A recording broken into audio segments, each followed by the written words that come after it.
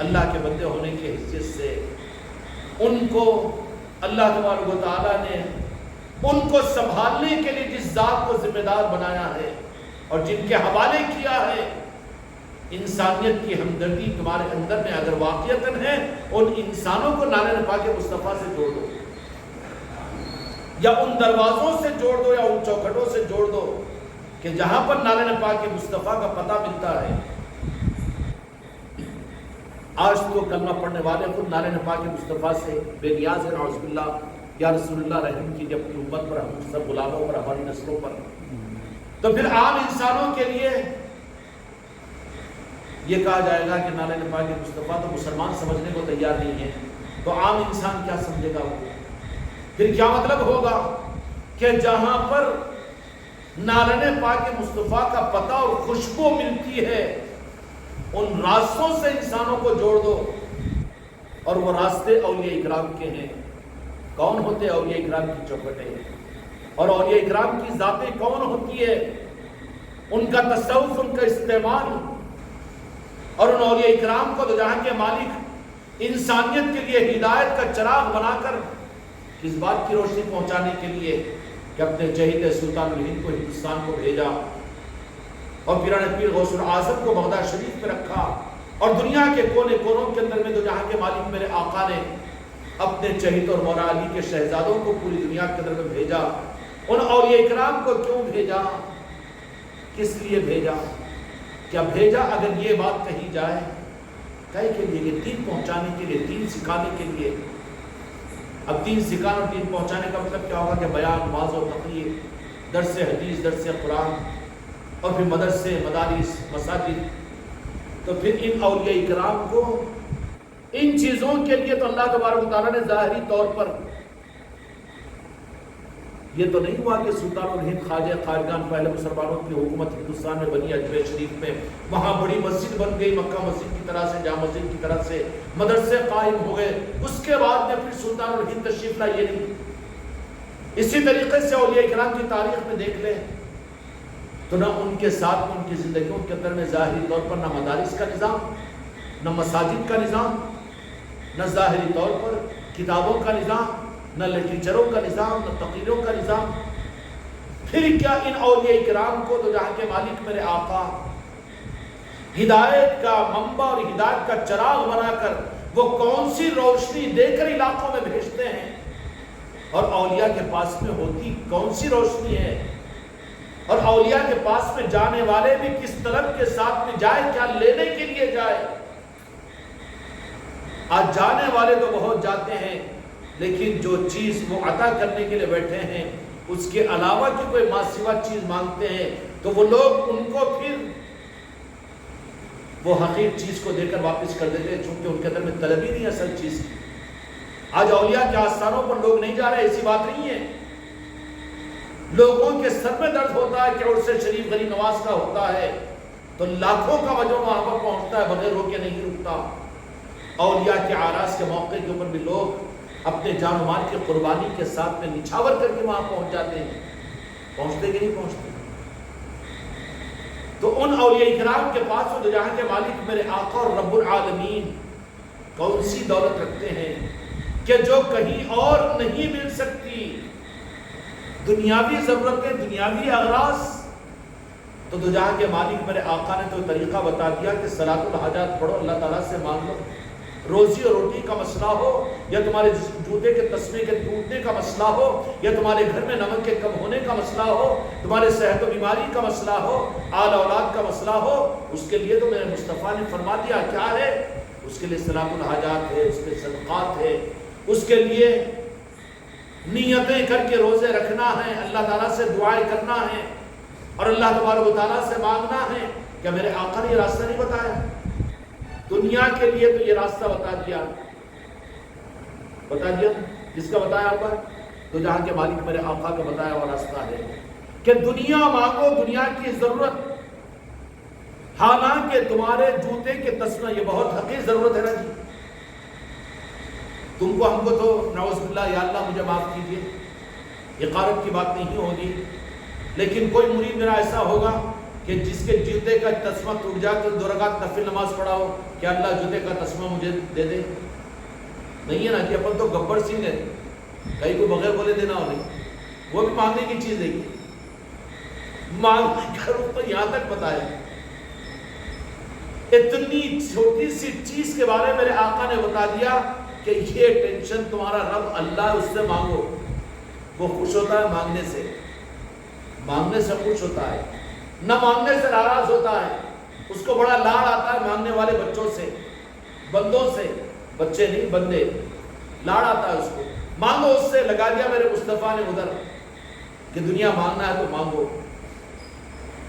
پھر ساری احادیث کے اندر میں اس بات کی ترغیب دی گئی کہ دنیاوی اعتبار سے تمہاری جو کچھ بھی حاجات ہے، ضروریات ہے، اس سے مانگو، اس لیے کہ پیدا اس نے کیا، پیدا انہیں کیا، ستارے دوسروں کو کیوں، اور ستارے دوسروں کو کیوں؟ اب اللہ تعالیٰ تو دینے کے لیے وعدہ کر لیا کہ مجھ سے مانگو میں تمہیں دوں گا، اور تم کیا مانگتے ہو؟ مانگنے سے پہلے تمہاری تقدیریں میں نے سب کچھ لکھ دیا، پھر بھی بے صبری ہے تو صلاۃ الحاجات ہے، نفل روزے رکھو، منت کے روزے رکھو۔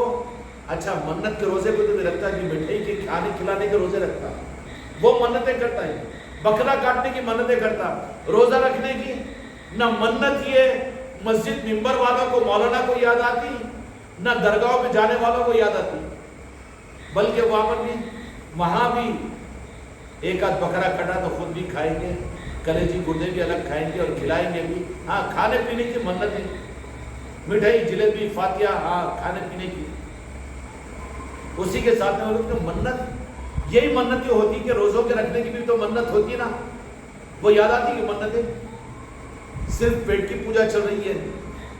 تو دنیاوی ضرورتوں کے لیے تو اللہ تبارک و تعالیٰ نے یہ قانون بنا دیا، میرے مصطفیٰ نے بیان فرما دیا کہ دنیا کی حقیر ضرورتیں بھی اگر تمہارے سامنے ہو، جو کچھ بھی حاجتیں ہو، تو چونکہ تمہارا رب اور خالق رب العالمین ہے، اور اللہ تبارک و تعالیٰ اس بات کو پسند کرتا ہے، اور اپنی صفت کو اس نے بیان کیا رب العالمین، کہ سارے عالموں کا رب میں ہوں۔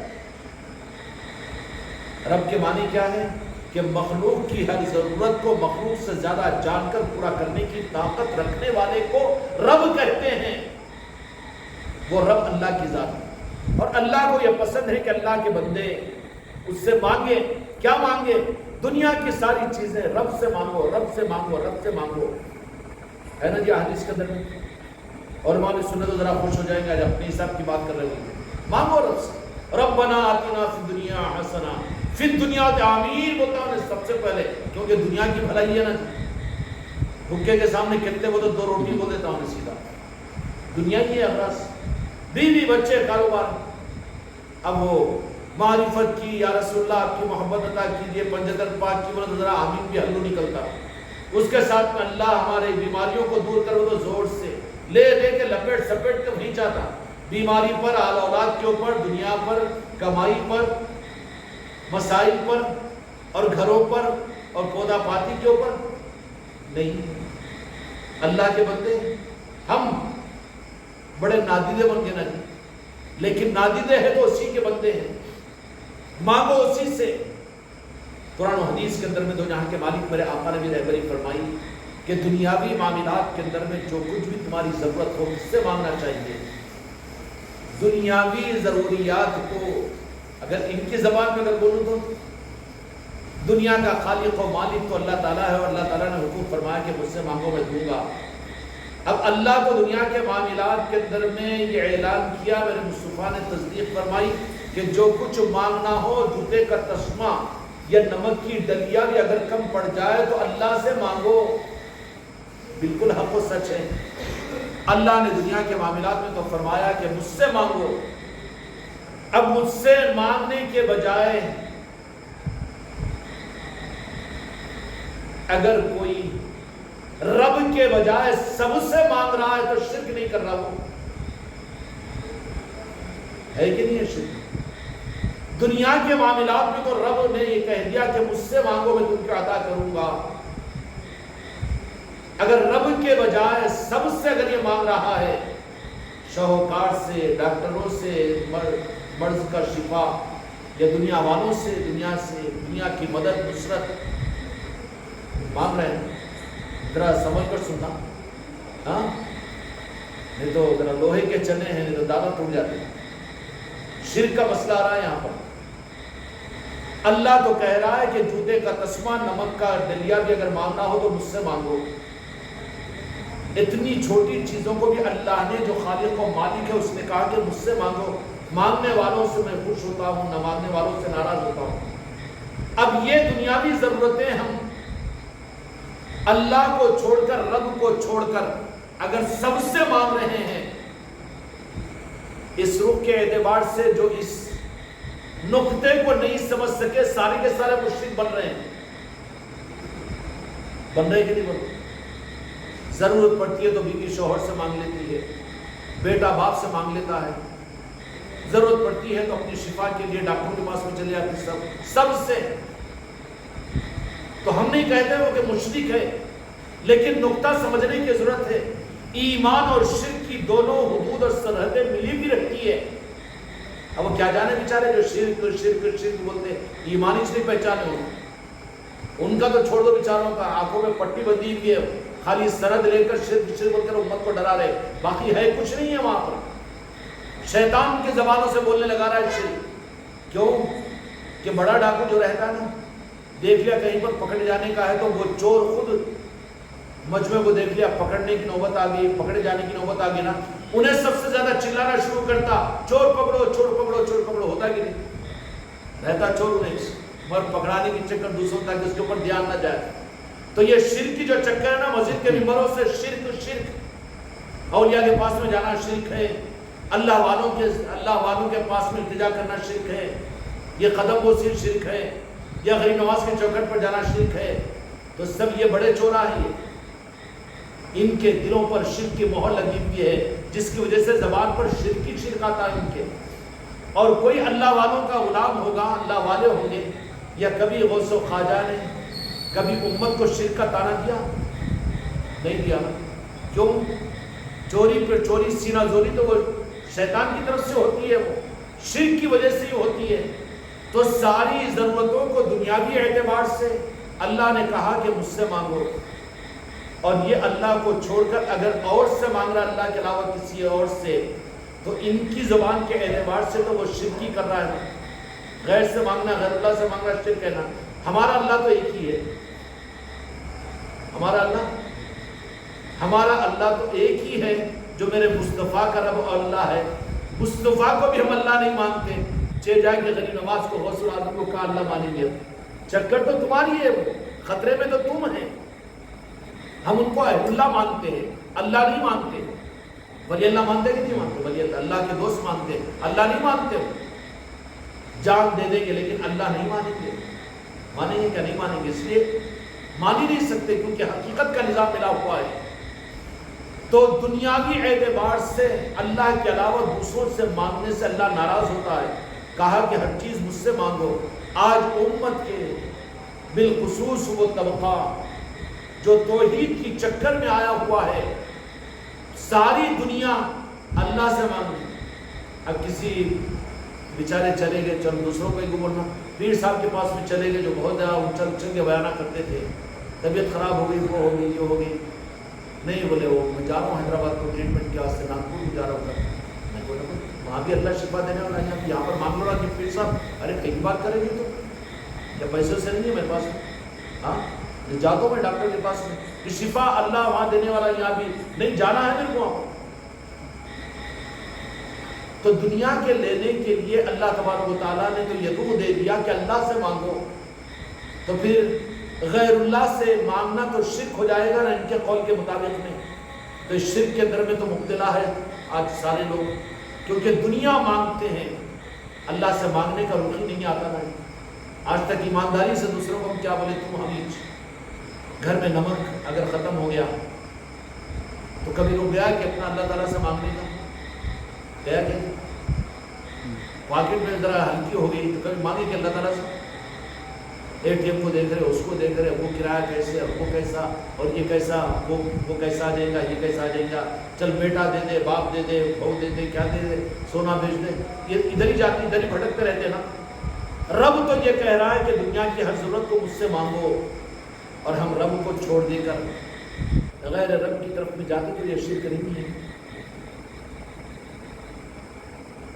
لیکن اس میں یہ ہے، پھر بھی ہم بچاتے ہیں، شرک اس وقت میں ہے جبکہ رب کے مقابلے پر رب کے بنائے ہوئے اسباب کو رب سمجھ کر لو تو شرک ہے، لیکن سبب سمجھ کر اختیار کر رہے ہو تو سبب بھی اللہ تعالیٰ نے پیدا کیا تو پھر وہ شرک نہیں ہوگا، خدا ناراض نہیں ہوگا، وہ شرک نہیں ہوگا۔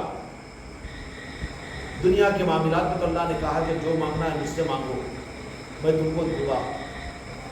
تو دو جہاں کے مالک میرے آقا نے بھی یہی تعلیمات دی کہ دنیا کی ضرورتیں ہو تو رب سے مانگو، رب سے مانگو۔ قبولیت کے وقت کے اوپر دعائیں کرو، کعبۃ اللہ کو دیکھ کر دعائیں کرو، اللہ تعالیٰ تمہاری دعاؤں کو قبول کرے گا، اور ضروریات کو اللہ تعالیٰ سے مانگو، مانگنا چاہیے، مانگنا چاہیے۔ لیکن اللہ تبارک و تعالیٰ کے اس منشا کو پورا کرنے کے اندر میں ہماری زندگیاں بہت پیچھے ہیں۔ دنیا کے لیے تو کانسیپٹ رکھو رب کی ذات۔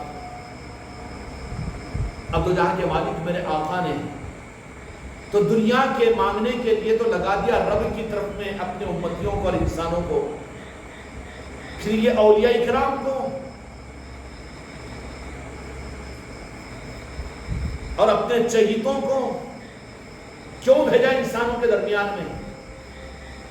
کیا صرف دنیا بانٹنے کے لیے؟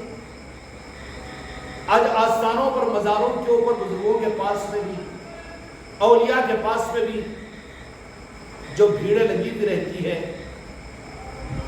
کہ جو چیز لینے کے لیے اللہ اس کے رسول نے ان کو ان کی چوکھٹیں بنائی ہے، کیا وہ چیز لینے کے لیے ہم جا رہے ہیں وہاں پر؟ جا رہے ہیں لوگ زیادہ، لیکن چوک کیا ہو رہی ہے کہ اللہ تبارک و تعالیٰ نے دو جہاں کے مالک میرے آقا نے اولیاء اکرام کو صرف دنیا بانٹنے کے لیے رکھا ہے۔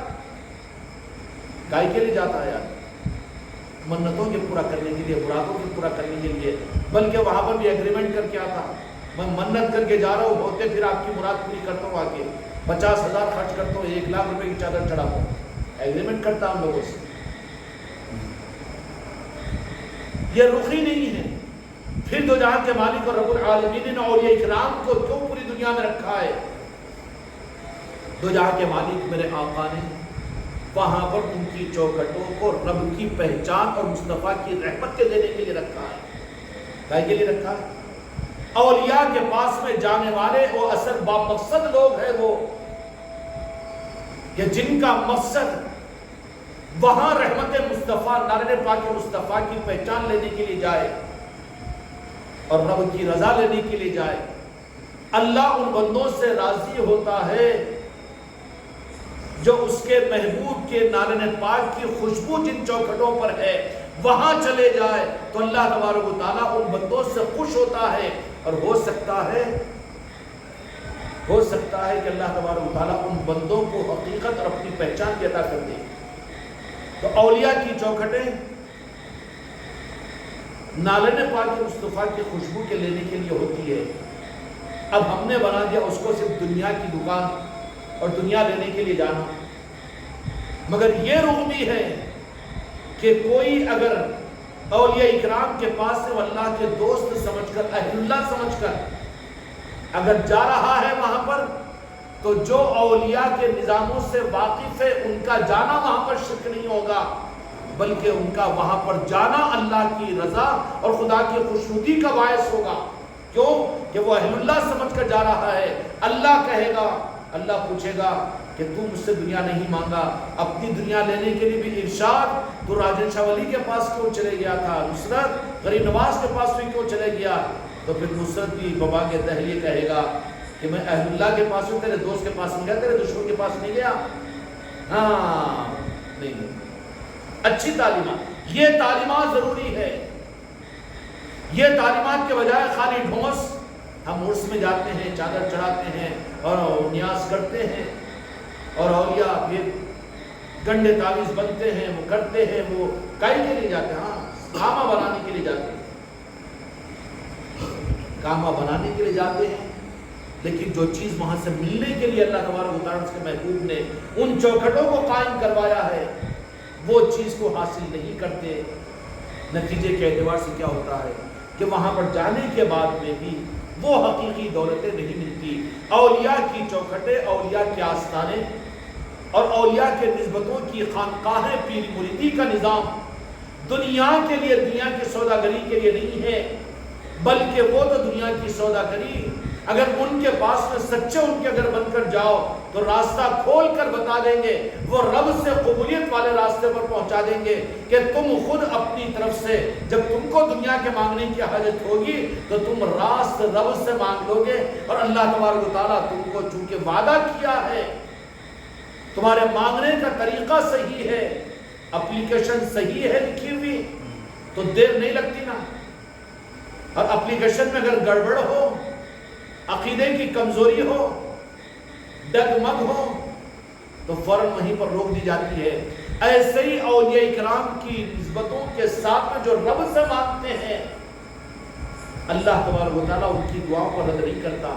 اولیاء اکرام کے پاس میں جو لوگ جا کر ان سے، ان کے توسط سے جو دعا کرتے ہیں، اس لیے وہ اپنی مرادوں کو پا لیتے ہیں، اس لیے کہ درخواست ان کی صحیح ہے، درخواست ان کی صحیح ہے، کیونکہ وہاں پر وہ درخواست کو رکھتے ہیں تو پھر ان کے توسط سے رب سے کہتے ہیں کہ یا اللہ تیرے بندے ہیں، آئے ہیں میرے پاس سے، میں تو تیرا دوست ہوں، دے دینا، تیرے خزانے میں کیا کمی ہے۔ اس لیے اتنی بھیڑیں ہیں اور یہ اکرام کے آستانوں پر روکنے سے نہیں رک رہے نا بیچاروں کے، کتنی جماعتیں بنا لے رہے روکنے والے، کتنے تقریرات کر لے رہے، کتنے مدرسے قائم کر لے رہے، اور سب کا کانسیپٹ کیا رہتا، کسی بھی طرح سے روکو، اولیاء کے نظاموں سے روکو، خانقاہوں سے روکو، پیری مریدی سے روکو، نئی نئی کتابیں، لال کتابیں، کالی کتابیں، سرمئی کتابیں، کتنی کتابیں، کتنی بازار، کتنے اجتماعات، کتنے بیانات، کتنے مولوی، کتنے مقرر ہے کہ نہیں، لیکن اس کے باوجود بھی اتنا ہی آواز ہو رہا کہ نہیں ہو رہا۔ اچھا، جن کو واقعیتاً اللہ والے سمجھ کر ان کے پاس میں جائے، اب ان کا تو اولیاء اکرام کے پاس میں جانا شرک نہیں، آئے نہیں مانے، کیونکہ وہ اللہ کے دوست کے پاس میں گئے، اللہ ناراض نہیں ہوتا۔ اور جو کوئی ڈگمگ کر کے کہیں پر بھی دنیا میں دکھ نہیں لگا، ڈاکٹروں سے تھک گیا، پیسے سے برباد ہو گیا، کوئی کام بنا نہیں، مقدمے چڑھ گئے اور کام سارے حال بگڑ گئے، برباد ہو گیا، اب گیا اولیاء کے پاس میں، اللہ بھی تو ذرا گھور کے دیکھا نہیں بیٹا، اچھا جانا تھا تو میرے فیصلے کے خلاف میں میرے دوست کے پاس جا رہا ہے، کہاں جا رہا ہے؟ پھر وہ اولیاء بولیں گے کہ اللہ یہ تیرا بندہ آیا ہے، بیٹا میری طرف سے منہ موڑ کر آیا ہے، کیوں کہ مسجد کے ممبر کو تو اس کو تمہارے پاس میں آنے کو شرک بولتا ہے نہیں، اب کام کی مجبوری تمہارے پاس میں لائی ہے، تم کو ذرا اس کو رکھو، ان کے کام نہیں بنتے، ذرا ویسے برفدار میں رکھے جاتے ہیں اولیاء کے پاس۔ ارے عقیدے والے سچے لوگ جو ہے اولیاء کے پاس میں جاتے کام بن جاتے، تو اللہ نہیں یہ کام کر نہیں بناتے وہ، بلکہ ان کا ریکمنڈیشن اور ان کی درخواست اس کے اندر میں کوئی کمی نہیں ہوتی، اللہ قبول کر لیتا۔ لیکن ڈگمگ والا جو اولیاء کے پاس میں جانے کو شریک اور پیری مریدی کو گمراہیت، تو ایسا ڈگمگ والا وہاں پر جاتا ہے تو اللہ تعالیٰ بھی کہتا ہے، وہ اولیاء کہتے ہیں آیا ہے نا، آؤ میرے بندے، میرے دوست آیا ہے، پر کتنا کود کود کے شرک بولتا جمعہ میں، آپ مسلمانوں کو گمراہ کرتا نا، کتنی چبن ہوتی ہے میلاد کا مہینہ آ رہا ہے میرے محبوب کی عظمتوں کے اظہار کا، تو ان کے کتنی چبر اور اندر کے اندر میں کتنے وسوسے اور کتنا سفرہ اور کتنا کھجانا ان کے آنکھوں پر آتا ہے کہ جمعہ کے بیانات پورے میلاد کی مجلسوں کے خلاف، 12 ربیع الاول کے اہتمام کے خلاف، خدا کتنا ناراض ہوتا ہوگا کہ نہیں ہوگا، جبکہ وہ تو رب چاہتا ہے کہ میری مرضی ہے کہ میرے محبوب کی عظمتوں کو دنیا میں ظاہر کیا جائے، خدا کی مرضی کے خلاف میں ممبروں کو استعمال کر کے میلاد کے خلاف بیانات کرتے ہیں، تعظیم رسول اور عظمت مصطفیٰ کے خلاف میں یہ لوگ امت کو گمراہ کرتے ہو تو خدا راضی ہوتا ہے کہ ناراض ہوتا ہے؟ اب پورے جگہ دھکا کھا لیا، اور ان کے پاس میں دھکے بڑے بڑے رہتے ہیں، ہمارے پاس میں آتے رہتے نا اٹکے اٹکائے ہوئے، ارے نہیں بولے وہ بہار سے بھی لا کے کرا لیے، بولے وہ مولانا وہاں پر تھے، بولے کشمیر میں ان سے بھی علاج کرا لیے. وہ عامر صاحب وہ ٹیویوں کے اوپر وہ دیے تو ان کا بھی نمبر لے کے وہ ہمارے پاس میں بیچارے ہم سے ذرا دوری ہے. وہ ہمارا لیاقت بھی کا بڑا داماد ہے. بچے کا مسئلہ ہو گیا, ایک مرتبہ بلایا یہاں پر تو ہم یہ بولے کہ اچھا وہاں کے رہنے والے فلاں مختوم کے پاس جاؤ, یہ چٹھی رکھو. اب انہوں مدرسہ چلا دے بیچارے, دیوبند کے ہیں, جا کے وہ کرے, حالت بالکل صحیح ہو گئی. اس کے بعد میں سال 1.5 سال تو ملاقات نہیں ہوئی, آئے کرے نہیں. اس کے بعد میں پھر حالت خراب ہو گئی. تو اب سال 1.5 سال کے بعد میں پھر ہماری بچی سے فون کرنے لگا, بولا کہ نہیں اب تو ان کو چاہنا پڑتا یار, ان کو چاہنا پڑتا. جب تو وہ مخدوم کے پاس ہم بھیجے تھے کام ہو گیا تھا, اب نہیں والا کہ ان کو ہی آنا پڑے اور وہ بھی خانقاہ میں آنا پڑے اور اتوار کے دن لائن میں کھڑے رہنا پڑے گا آگے. ارے نہیں ویسا کہ تو اب کیا کریں, وہ پھر کچھ تو بھی نیٹ کے اوپر اس کے اوپر کچھ تو بھی اور دوسرے سب. اب یہاں پر اس کے بغیر ارے خانقاہ میں جانا کہ ہم وہاں پر ہاں جاتے گیٹ کے اندر بھی کیا ہے, وہاں پر تو بڑا نشان لگا ہوا. ایک نشان نہیں رہے بابا, سر کے اوپر بھی ہے, تیری گردن پہ بھی نشان ہے خانقاہ میں, سر کے اوپر بھی نشان ہے. ایک نشان نہیں ہے یہاں پر, 2 نشان ہے کہ ایک نشان والے کو پریشان ہے, یہاں تو 2 نشان ہیں. مانو تو پورا مان کر آؤ, نہیں تو پھر ضرورت نہیں ہے. اب وہ آنے سے رہے. اب دوسری طرف سے کون سے کی ہے بیچاروں کا اللہ تبارک و تعالیٰ تو شفا اسباب میں رکھا ہی نہیں, وہ تو اذن خدا ہوتا. یہ دعویٰ نہیں کر سکتے کہ کسی کو کہیں شفا نہیں مل سکتی. اب وہ گئے عاملوں کے پیچھے, وہ تو اس کے بعد میں آ کے ابھی 1.5 مہینہ پہلے آیا تو سنا رہے تھے میرے کو. تو وہاں حیدرآباد کے اندر کوئی بیچارہ بولا کہ اچھا ٹھیک ہے طبیعت ہو رہا ہے, کہاں طبیعت ہے, کیا ٹھیک ہے, بولے بولا کیوں اتنی ناراضگی. تو ناراضگی کیا بات ہے, وہ علاج بول کے نمک کے تھیلے پورے گھر میں ڈالنے لگا دیے. ہاتھ آپ پورے درد, دوسرے پورے کے پورے بیمار ہو جا رہے ہو, اور ہر تعویذ کو کرتے ہیں 5,000 روپے لگتے. اب تعویذاں پنا کے, تعویذاں دھو کے پی کے ہم پریشان بولے. بولا کہ وہاں پر تو پیسے نہیں کہیں نہیں چلتے چاچا, یہ سارا حساب حیدرآباد کی ہے ہمارے. تو بولے ایسا حساب ہے کہ وہاں پر تو بس تعویذوں کو 5,000 2200 اور نمک کے تھیلے لا کے طریقہ ہوگا, اس کا انکار میں نہیں کر رہا ہوں, لیکن یہ کیا چیز ہے, پھر یہ شرک نہیں ہوگا. لیکن جو اولیاء کے آستانوں پر جائے ان کی محبت کے ساتھ میں, اولیاء کے دوست سمجھ کر, تو پھر ان کے پاس میں جانے سے اللہ بھی ناراض نہیں ہوتا. اس لیے کہ دوستوں کے پاس جا کے ملنے سے ناراض تھوڑی ہوگا, انہوں تو بچ جاتے ہیں. ارے کیوں گئے وہاں پر ان کے پاس میں, دنیا کے مسائل کے لیے بھی کیوں چلے گئے, تو اللہ تیرے دوست کے پاس تو گیا, تیرے پاس میں جانے تو غصے میں رہتا ہو, یہ ہمت نہیں ہوتی, اس لیے تیرے دوست کے پاس سے چلے. اچھا ٹھیک ہے, کوئی بات نہیں بولے. لیکن وہ تو پھنس جائے گا جو شرک بولتا تھا. کیوں کہ تو نے تو اعلان کیا تھا, تو نے تو کود کر بیانات کیا تھا کہ اولیاء کے پاس میں جانا شرک ہے, ان سے کچھ مانگنا شرک ہے, ان سے کچھ لینا شرک ہے, وہاں نہیں جانا چاہیے. تو پھر تو وہاں کیوں گیا اپنی دنیا کے لیے؟ تو اللہ کہے گا کہ اپنی دنیا کے لیے تو میں نے تو کہا کہ مجھ سے مانگو, میرے کو چھوڑ دے کہ ولی تو خدا نہیں تھا نا, رب نہیں تھا نا, تو مانتا تھا تیرا عقیدہ, پھر تو کیسا گیا؟ تو کتنی بری اس کو اٹکن پڑے گی شرک کی, اور پھنس جائے گا کہ نہیں پھنس جائے گا؟ کبوتر چوبا پنجرے میں پھنسے جگہ پھنس جائے گا, اللہ تبارک و تعالیٰ ناراض ہو جائے گا. بالمقابل اس کے اولیاء کی محبتوں میں, اولیاء کے آستانوں پر جو رب کی پہچان کے لیے اور نالن پاک مصطفیٰ کی خیرات کے لینے کے لیے اولیاء کے پاس میں جو لوگ جاتے ہیں, وہ اولیاء ہی سے راس مانگتے ہیں, تو خدا ان سے ناراض نہیں ہوتا, کیونکہ اولیاء ان کو پہچان دیتے ہیں کہ رب تو وہی ہے, اور لینے کا راستہ تو اس کے محبوب کے نالن پاک ہے.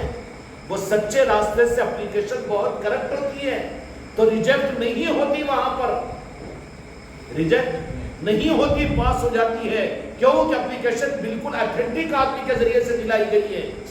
اسی طریقے سے اولیاء اکرام کی محبت میں جو اولیاء کے پاس جائیں گے, مانگو دنیا اس لیے کہ وہ اہل اللہ غیر اللہ نہیں ہے, مانگنا منع نہیں ہے, لیکن جب ان کے پاس سے بھی مانگو گے نا تو تم کو تمہاری مراد اللہ سے دلوائیں گے بھی، اس کے ساتھ میں پھر اللہ تبارک و تعالیٰ کو یہ کہیں گے کہ اس کو ہدایت بھی دیجئے، اس کو صحیح راستہ بھی عطا کیجئے اور اپنے محبوب کی محبت بھی دیجئے۔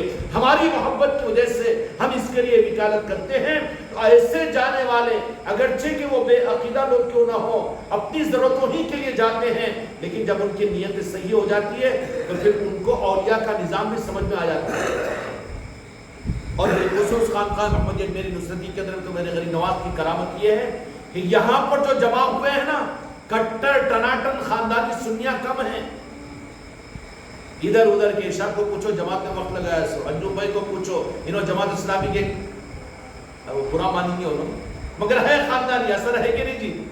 اب نہیں ہے اثر، مگر ہے نا خاندانی نسبتیں، اور ہم خود بول رہے سے والے پکے تبلیغی دیوبندی ہے کہ نہیں؟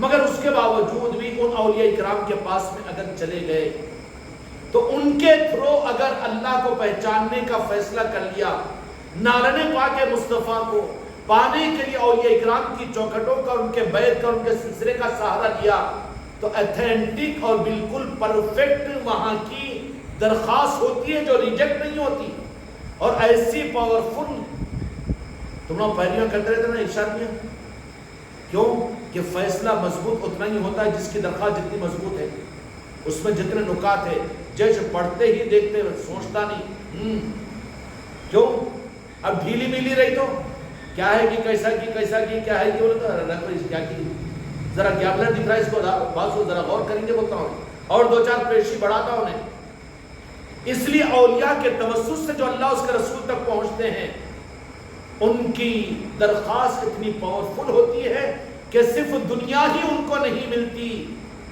بلکہ اس کے ساتھ میں انہی بزرگوں کی چوکھٹوں پر جانے سے ان بے عقیدہ لوگوں کو بھی اللہ تبارک و تعالیٰ سے وہ ایمان بھی دلا دیتے ہیں اور عشق رسول بھی دلا دیتے ہیں۔ نظر کرم کر دیجئے اللہ تبارک و تعالیٰ، اور اپنے محبوب کو خوش کرنے کے لیے انہیں بھی اپنا بنا لیجئے۔ تو پھر ایسے بے عقیدہ لوگ، ایسے بیچارے جو اولیاء کے پاس میں جانے کو شرک کہتے تھے، مجبوری ہی کی وجہ سے اولیاء کے پاس میں جاتے ہیں، اگر وہ اولیاء کی نگاہ کرم ان کے اوپر آ جاتی ہے تو پھر وہی اتنے بڑے عاشق اولیاء بن جاتے ہیں، اتنے ہی مضبوط عقیدے والے بن جاتے ہیں۔ اب یہ دور کھڑے رہ کے نہیں ہم تو پرانے سنی ہیں، ہم تو یہ، ہم تو وہ، انہیں دیکھتے ہی رہتا ہے، یہ تو آگے نکل جاتا، اس کی منزل کھوٹی نہیں، کیونکہ ریکمنڈیشن جو ہے وہ اولیاء کا ہے اس کے سامنے۔ اب اس کو بدہرس میں ہوتے رہتے ڈکار آتے رہتے، انہوں نئے ہیں، انہوں وہابی ہے، انہوں سلح کلی ہے، سلح کلی ہے، تیرے خون کے خیاں ہوتے رہتے، خالی الٹا الٹا مارتے رہتا، کئی کا سنی ہے تو کوئی پتہ ہی نہیں ہے، خالی کھانے پینے کا سنی بنا ہوا ہے۔ سلح کلی ہے کہتے، سلح کلی تو لڑا بھیڑا مر جا رہا ہے، کیا کر رہا ہے پھر؟ نہیں، اولیاء اکرام کے پاس میں اگر ان نسبتوں کے ساتھ ان کی محبت میں اگر جاؤ تو پرفیکٹ ان کی درخواست رہتی ہے، جو رب سے صرف دنیا نہیں بلکہ ان کو اپنے محبوب کے نارن پاک مصطفیٰ کی خیرات بھی، پنجتن پاک کی محبت بھی، تمام اولیاء کی عظمت بھی۔ اس لیے آج دیکھ لیں گے تو میرے دوستو آپ کو محسوس ہو جائے گا کہ جو کٹر سے کٹر بیچارے بے عقیدہ اولیاء کے مخالفین تھے، لیکن کسی نہ کسی صورت سے اولیاء کے آستان ان کے چوکھٹوں پر پہنچے ہیں تو پھر اتنے ہی زیادہ اولیاء کے عقیدت مند بن گئے ہیں، بنے کہ نہیں بنے؟ اس لیے انسانیت کو اللہ اس کے محبوب سے جوڑنے کا واحد راستہ اولیاء سے جوڑنے کا راستہ ہے، جو عین دین کے مطابق میں ہے، قرآن و حدیث کے عین مطابق میں ہے۔ اللہ تبارک و تعالیٰ یہ راستے کا فہم تم کو عطا فرمائے، اولیاء کی محبت کے ساتھ میں نارن پاک مصطفیٰ کی نسبت، پنجتن پاک کی عظمت اور خدا کی معرفت اپنے کرم سے عطا فرمائے، اور وہ ان کے توسط کے ذریعے سے دنیا کو لینا اس کے لیے جائز ہے۔ ان کے لیے جو اولیاء کی محبت میں جائے ان کے لیے تو اولیاء سے مانگنا جائز ہے، مگر جو اولیاء کو پہچانتا ہے ان کی محبت کے بغیر دور کھڑے رہ کے پتھرے پھینکنے والا کفر و شرک، ان کے ساتھ ان کی بات، ان کے ساتھ میں ان کی بات، کام پوتے کے لیے میں وہاں جاتا ہوں، ایسا بولنے والے کے لیے تو شرک ہو جاتا ہے وہاں پر جانا۔ اللہ ہوتا ہے کہ اچھا ضرورت پڑی تو جا رہا ہمارے دوست کے پاس میں، پوچھ تو اتنا بدنام کیا تھا نا اس کو، تو اللہ تبارک و تعالیٰ بھی ناراض ہوتا ہے، تو اس کو ہدایت کیا ملے گی، اپنے محبوب کی محبت کیا دیں گے ان آستانوں سے، بلکہ خطرہ اس بات کا ہے کہ حیث و ایمان کے ساتھ ہو جاتا ہے، تو ان کا جانا تو نقصان دہ ہو جاتا ہے وہاں پر۔ اس لیے جاؤ اور بھیجو تو اولیاء کی محبت میں ان کے پاس بھیجو تاکہ ان کو اصل خیرات ملے۔ اللہ تبارک و تعالیٰ اس روح کے ساتھ ہم سب کو آگے بڑھنے کی توفیق عطا فرمائے۔ بحق لا الہ الا اللہ۔